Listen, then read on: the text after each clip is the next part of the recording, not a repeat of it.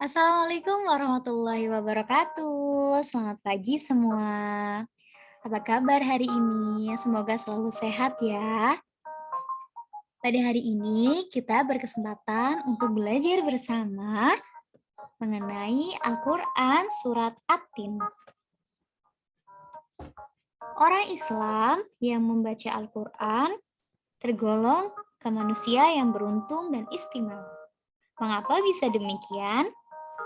Karena Al-Quran adalah mukjizat terbesar dan teristimewa di antara mukjizat yang diterima oleh Nabi Muhammad SAW. Dari sekian banyak mukjizat yang diturunkan oleh Allah kepada Rasul-Nya, Al-Quran inilah yang sampai kepada kita bahkan hingga hari kiamat nanti. Sebelum kita mempelajari tentang makna isi kandungan Quran Surat At-Tin, terlebih dahulu kita akan berkenalan dengan Quran Surat At-Tin. Mengapa dinamakan Quran Surat At-Tin?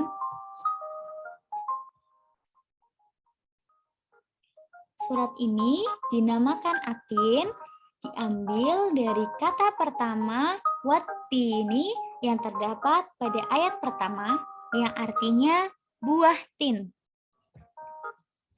Surat At-Tin adalah surat ke-95 di dalam Al-Quran yang berjumlah 8 ayat. Surat At-Tin diturunkan di kota Mekah. Oleh sebab itu, surat ini bisa disebut dengan surat Makkiyah. Alhamdulillah, kita sudah berkenalan dengan Quran Surat At-Tin. Sekarang, kita akan membaca secara bersama-sama Quran Surat At-Tin. Bismillahirrahmanirrahim. Wattini wazzaitun. Waturi sinin. Wahadal baladil amin. Laqad khalaqnal insana fi ahsani taqwim. Summa radadnahu asfala safilin. Illal ladzina amanu wa 'amilus solihati falahum ajrun khairu mamnun.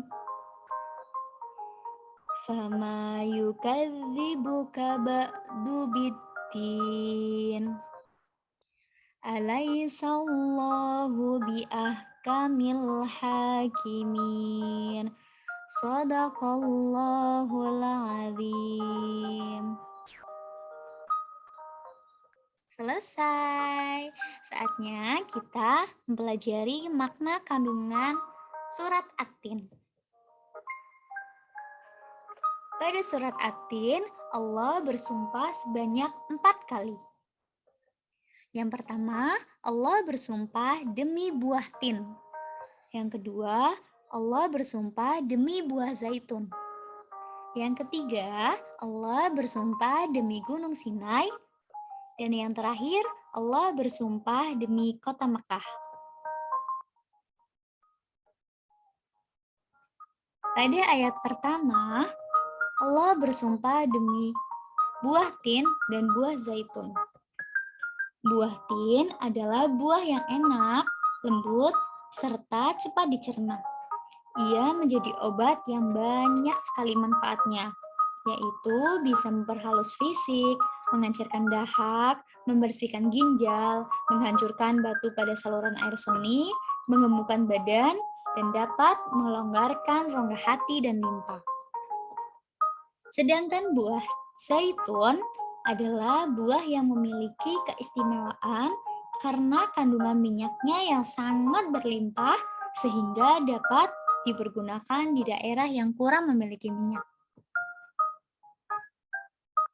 Pada ayat yang kedua, Allah bersumpah demi Gunung Sinai. Gunung Sinai terletak di semenanjung Sinai, lintasan antara tanah Mesir ke Israel Arab, dan Mesopotamia. Gunung setinggi 2.285 meter ini juga dikenal dengan Jabal Musa atau Gunung Nabi Musa.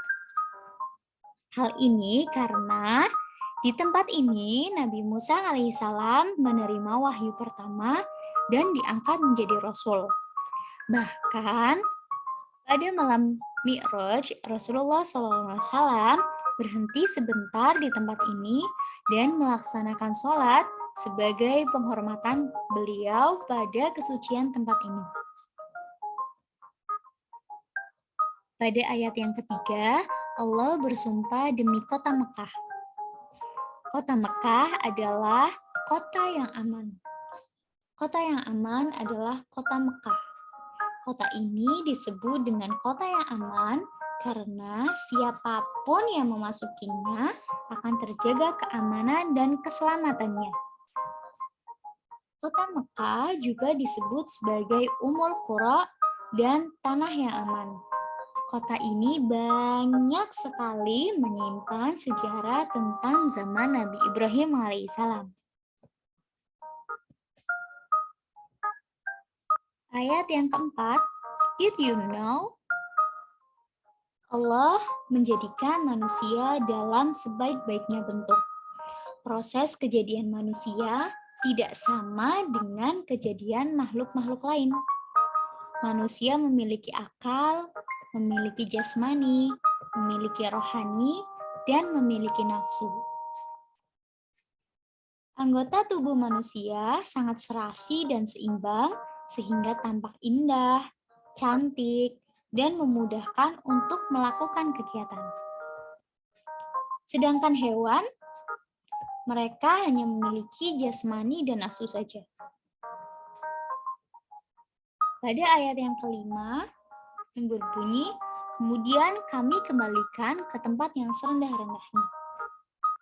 Ayat kelima ini, Allah mengingatkan kepada manusia, sekalipun mereka sempurna, tetapi mereka dapat turun derajatnya hingga menjadi hina karena pengetahuannya, sikapnya, dan perilakunya telah keluar dari aturan yang telah ditetapkan oleh Allah melalui Rasul-Nya.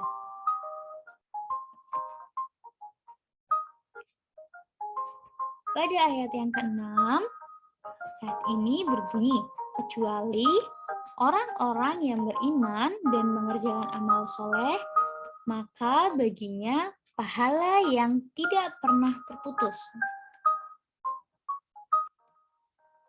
Orang-orang yang tidak pernah hina adalah mereka yang beriman dan melaksanakan amal soleh. Orang yang demikian itu akan selamat dari kehinaan dunia dan akhirat. Contoh dari orang yang beriman dan beramal soleh adalah orang yang beribadah kepada Allah, orang yang gemar bersedekah, dan orang yang ikhlas menolong sesama. Pada ayat yang ke-7 berbunyi, bukankah Allah Subhanahu wa taala adalah hakim yang paling adil? Pada hari kiamat nanti ada hari pembalasan terhadap perbuatan manusia yang baik maupun yang buruk. Manusia seharusnya tidak meragukan adanya hari pembalasan karena Allah sudah menunjukkan bukti-buktinya. Allah juga memberikan akal kepada manusia untuk berpikir tentang ciptaannya. Dan Allah memberikan hati untuk merasakan iman. Pertanyaan Allah Subhanahu wa taala pada ayat ke-7 ini untuk mengingatkan adanya hari kiamat agar manusia tidak lupa dan lalai sehingga terjerumus dalam dosa dan kehinaan. Pada ayat yang ke-8, Allah Subhanahu wa taala adalah hakim yang paling adil. Allah yang Maha mengetahui sebagus-bagus pencipta dan pengatur segala urusan. Allah SWT yang memberikan keputusan atas segala persoalan. Tidak ada perbuatan, walau sekecil apapun, yang dapat terlepas dari pengadilannya. Pengadilan Allah lah sebaik-baik pembuat keputusan. Allah SWT adalah Maha Pengasih kepada hambanya. Ia senantiasa mengingatkan agar manusia tidak lupa diri. Jika ternyata manusia masih melakukan dosa, maka karena keadilannya, manusia akan menanggung akibat dan pembalasan atas dosanya itu. Allah SWT juga menyiapkan kenikmatan bagi orang yang menjalankan syariatnya. Alhamdulillah, hari ini kita sudah bersama-sama belajar mengenai makna isi kandungan Quran Surat At-Tin. Semoga pembelajaran hari ini bisa bermanfaat untuk kita semua. Terima kasih. Wassalamualaikum warahmatullahi wabarakatuh.